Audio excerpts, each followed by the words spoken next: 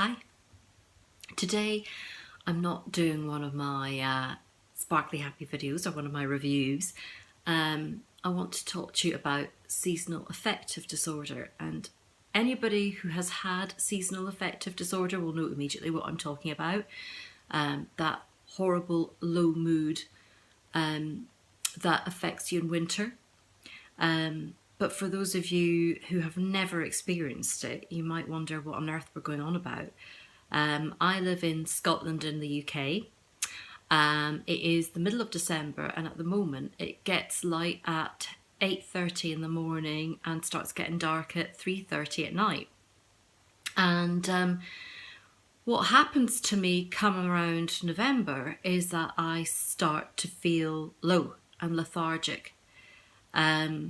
And it kind of catches me by surprise every year.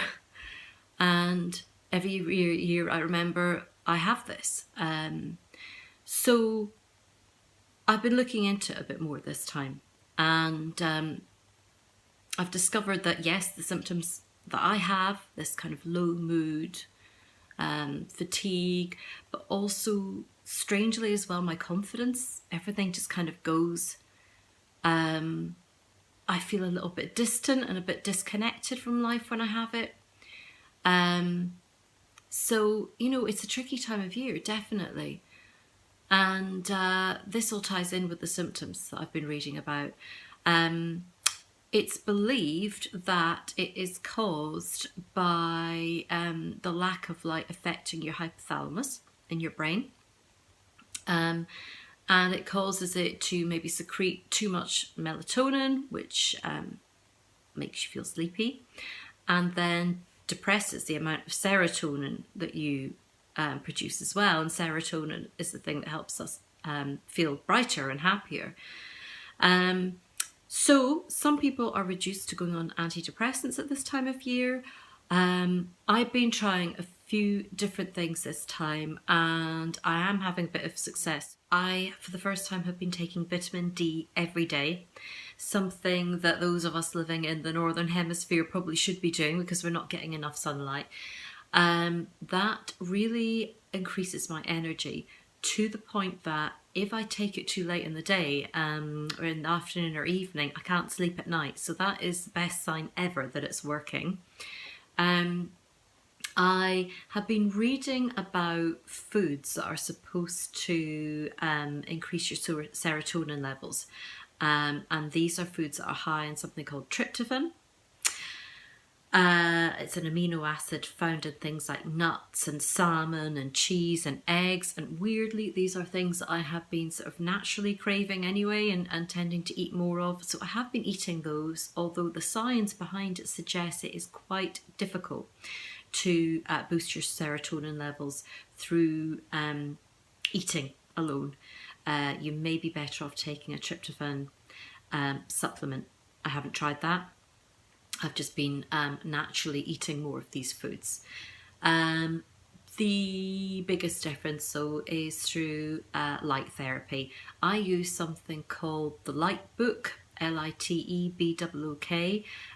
My husband actually had one, and he must have bought it about 16, 17 years ago.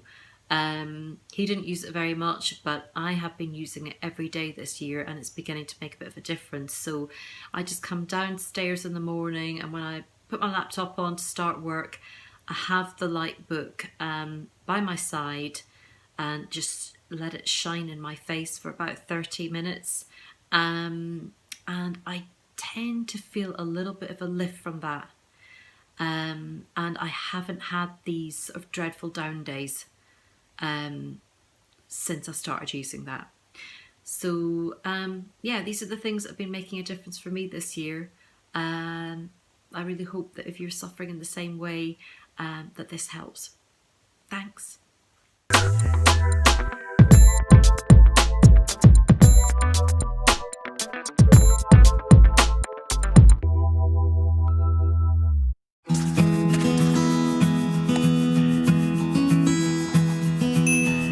Fall is here. This time of the year is my favorite, a period of transformation and exciting changes. It provides many opportunities for healing.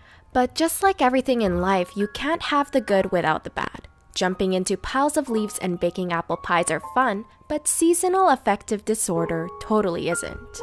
Think you might have it? Here are 6 signs you may have seasonal affective disorder. 1. You're either sleeping too much or too little. When we change our clocks back 1 hour for daylight savings, it saves us an extra hour of sleep. But sometimes that's not always the case. Seasonal affective disorder is caused by the changes in our circadian rhythms, melatonin and serotonin. The faster it gets dark outside, the more it can disrupt our internal clock, which can cause our body to produce too much melatonin, leaving us feeling drowsy or lowering our serotonin, which can take away from our sleep.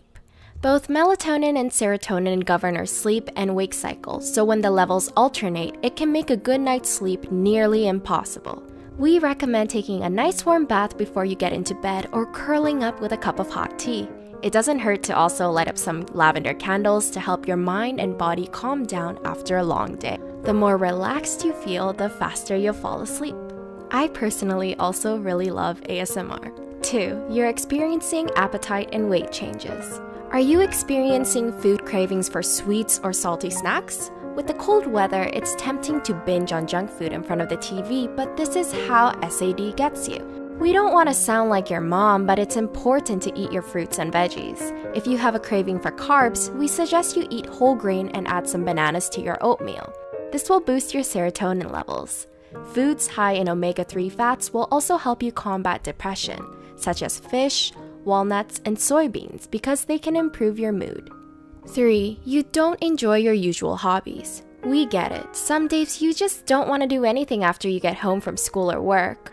But if this starts to become consistent, it might be SAD kicking in. Losing your energy or your drive to do your favorite activities is a dead giveaway to this condition. You might find that you also have trouble concentrating on tasks. We recommend that you go outside for some sunshine. Getting your vitamin D is essential. Those who face a deficiency in it often experience tiredness and body aches. You'd be surprised just how much a 10-minute walk can do for you. If you can, we suggest going out in the morning. That way, it starts your day off right with the fresh air.